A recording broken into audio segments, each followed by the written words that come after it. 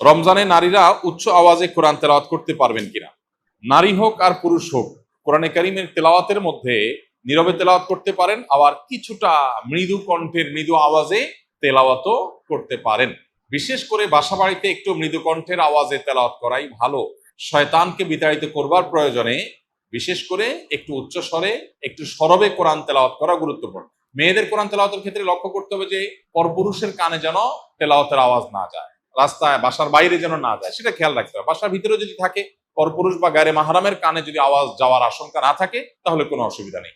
বাসায় বসে সেরকম তেলাওয়াত মা বোনরা করতে পারবেন, এবং সবসময় তাদের একেবারে নীরবেই করতে হবে এমন কোনো বাধ্যবাধকতা নাই, বরং যেটা সরবে করতে পারেন। বিশেষ করে পরিবারের অন্যান্য সদস্যদেরকে কোরআন তেলাওয়াতে উদ্বুদ্ধ করার জন্য যদি একটু আওয়াজ দিয়ে পড়েন, তাতে কোনো অসুবিধা নাই, বরং অনেক ক্ষেত্রে এটা ভালো সন্তানদেরকে অভ্যস্ত করার জন্য। এবং বিশেষ করে আজকাল তো একটু সরবে আওয়াজ কোরআন তেলাওয়াত, এটা বাসাবাড়ি থেকে আমাদের বিভিন্ন জায়গা থেকে এটা উঠে গেছে, এটা করা দরকার। হ্যাঁ, মসজিদে যখন আপনি তেলাওয়াত করবেন বা এমন জায়গায় তেলাওয়াত করবেন যেখানে আরো অনেক মানুষ আছে, সেখানে জোরে তেলাওয়াত করলে অন্যদের ডিস্টার্ব হবে, সেখানে অন্যের ডিস্টার্ব যেন না হয় সেভাবে আপনাকে তেলাওয়াত করতে হবে। নবী করিম সাল্লাল্লাহু আলাইহি ওয়াসাল্লাম মসজিদে নববীতে এক ব্যক্তিকে উচ্চস্বরে কোরআন তেলাওয়াত করতে শুনে বলেছেন যে, তুমি যাকে শোনাতে চাচ্ছ তিনি বধির নন, অর্থাৎ তোমার আওয়াজ যেন অন্য কারোর কষ্টের কারণ, ডিস্টার্বের কারণ না হয়। এটা আমাদের খেয়াল রাখতে হবে ইনশাআল্লাহ তাআলা। শবে কদরের নামাজ কত রাকাত? নিয়ত কিভাবে করব? কি কি স্পেশাল আমল আছে? লাইলাতুল কদর বা শবে কদর যেটাকে আমরা বলি, এই লাইলাতুল কদরে দাঁড়িয়ে বেশি বেশি নফল নামাজ পড়বো আমরা।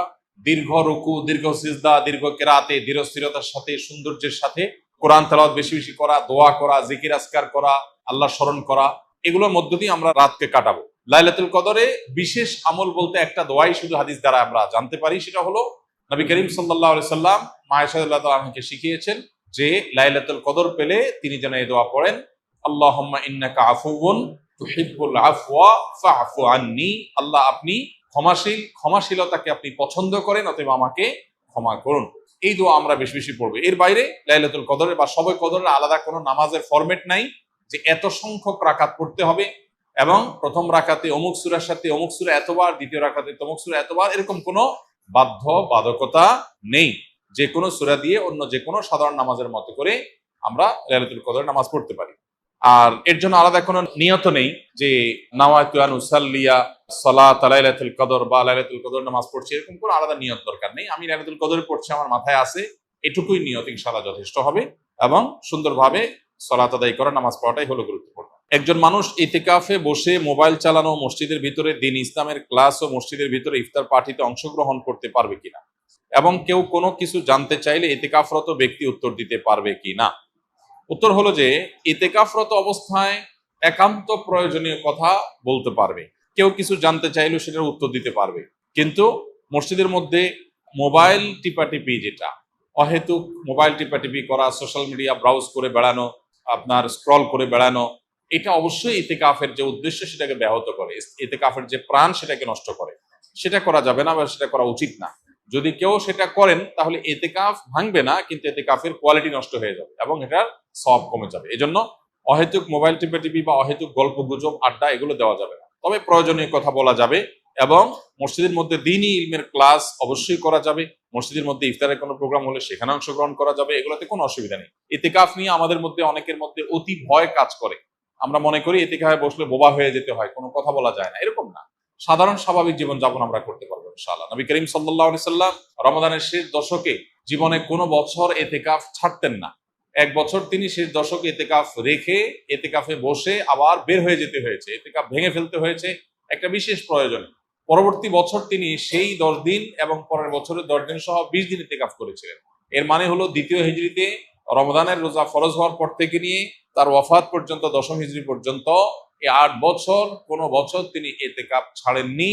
অথচ আমরা বেশিরভাগ মানুষের জীবনে এক বছরেও ইতিকাফ করা হয়নি। এটা দুর্ভাগ্যজনক বিষয়। যেটা নবীজি জীবনে কখনো ছাড়েননি, কোনো বছর ছাড়েননি, সেটা আমি জীবনে কোনো বছর করিনি। পরম শত্রুর সাথেও তো এরকম বৈপরীত্য হয় না, যেটা আমরা আমাদের নবীজি সাল্লাল্লাহু আলাইহি সাল্লামের সাথে আজ আমাদের কার্যত সেই বৈপরীত্য আমরা করে রেখে দিয়েছি। এজন্য ইতিকাফের দৃঢ় সংকল্প আমাদের করা উচিত। আল্লাহ আমাদের তৌফিক দান করুন। 2022 সালের ঘটনা, আমি অনার্স দ্বিতীয় বর্ষে পড়ি, তখন একটি ডিভোর্সি মেয়ের সাথে হারাম সম্পর্কে জড়িয়ে পড়ি। পরে তার পেটে বাচ্চা আসে এবং তাকে বিয়ে করি, কিন্তু আমার পরিবার মেনে নেয় না, এবং অনেকে যারা সন্তানের বাবা বলে গালি দিতে থাকে, একসময় রাগ করে সে মেয়ে সন্তানকে 14 দিনের বাচ্চাকে এক বন্ধা দম্পতি দিয়ে দেই এবং আমার স্ত্রীকেও ডিভোর্স দেই। এই অতীতটা আমাকে কুড়ে কুড়ে খাচ্ছে। আমি মনে হয় ক্ষমা পাবো না, আখেরাতে আটকা পড়ে যাব। আমি বারবার ডিপ্রেশনে চলে যাই। যে ভাই এই প্রশ্ন করেছেন তাকে বলতে চাই যে হারাম সম্পর্কে জড়াবার ফলে যে বাচ্চা এসেছে, সন্দেহাতীত ভাবে সেটা আপনাদের উভয়ের জঘন্যতম কবিরা গুনাহগুলোর মধ্য থেকে একটা। কিন্তু প্রথমত বাচ্চার কোনো দোষ নাই। এই বাচ্চা চাইলে আল্লাহর নেককার বান্দা হয়ে জান্নাতি মানুষ হতে পারে, আবার বৈধভাবে জন্ম হওয়া অনেক বাচ্চা জাহান্নামী হতে পারে। এই জন্য বাচ্চাকে কেন্দ্র করে আপনাকে এলাকাবাসী কথা বলেছে, সেটার জন্য আপনি যে কাজ করেছেন সেটা গর্হিত কাজ, আপনি নিজে বুঝতে পেরেছেন। এখন যেটা করণীয় আপনার, প্রথম কথা হলো এই বাচ্চা সারা জীবনই আপনার বাচ্চা হিসাবে গণ্য হবে এবং আপনার বাচ্চা হিসাবে আপনি তার প্রতি কর্তব্য আপনার রয়েছে। অতএব সেই বাচ্চাকে আপনি অন্যত্র দিয়ে দেওয়া এটা জুলুম। আপনি এটা রিকভার করার সুযোগ থাকলে রিকভার করবেন, তার টেক কেয়ার করা, তার প্রতি দায়িত্ব পালন করা করবেন। আর আপনার স্ত্রীকে আপনি যদি এমন ভাবে ডিভোর্স দিয়ে থাকেন যে ডিভোর্সের পরে আবার, যদি আপনার ডিভোর্স দেওয়ার অধিকারই নাই, যদি আপনি বিয়ে না করে এই হারাম সম্পর্ক করে থাকেন, তাহলে ডিভোর্স এটা কার্যকর হয়নি। তাহলে আপনি এখন চাইলে তাকে বিবাহ করে নিতে পারেন এবং যে জেনা হয়েছে সে জেনার জন্য আল্লাহর কাছে আপনার তওবায়ে নাসুহা, সর্বোচ্চ লেভেলের তওবা আপনাকে করতে হবে। অতিরিক্ত ডিপ্রেশন শয়তান আমাদের মধ্যে সৃষ্টি করে, আমাদেরকে নিরাশ করে দেয়। আল্লাহ বলেছেন ওয়ালা ইয়াইআস মির রাউহিল্লাহি ইল্লাল কওমুল কাফিরুন, আল্লাহর রহমত থেকে কাফির ছাড়া আর কেউ নিরাশ হয় না। অতএব অতিরিক্ত নৈরাশ্য, আশাহত হয়ে যাওয়া, আল্লাহর রহমতের আশা একেবারে ছেড়ে দেওয়া, এটা কিন্তু কুফরি। অতএব এটা যেন না হয়। আমি যত গুনাহগারী হই না কেন, আল্লাহ তাআলা আমাকে ক্ষমা করতে পারেন। ক্ষমা করার ক্ষমতা আল্লাহর আছে এবং আল্লাহ ওয়াদা করেছেন আমি যদি অনুতপ্ত হই আর জীবনে কখনো জেনার ধারে কাছেও যাব না, আল্লাহ ইনশাআল্লাহ পূর্বের গুনাহ মাফ করবেন। আল্লাহর ওয়াদা রয়েছে। অতএব পরিপূর্ণ কায়মন বাক্যে তওবা করলে মাফ হবে। আপনি যদি মনে করেন যে না আমার গুনাহ কোনোভাবেই মাফ হবে না, তাহলে সেক্ষেত্রে আপনি আল্লাহর প্রতি কুধারণা করলেন, এটা বরং অনুচিত কাজ হবে। অতএব অতিরিক্ত ডিপ্রেশনে না গিয়ে আল্লাহর কাছে মাফ চাইতে হবে। আল্লাহ তাআলা আমাদেরকে আমলের তৌফিক দান করুন।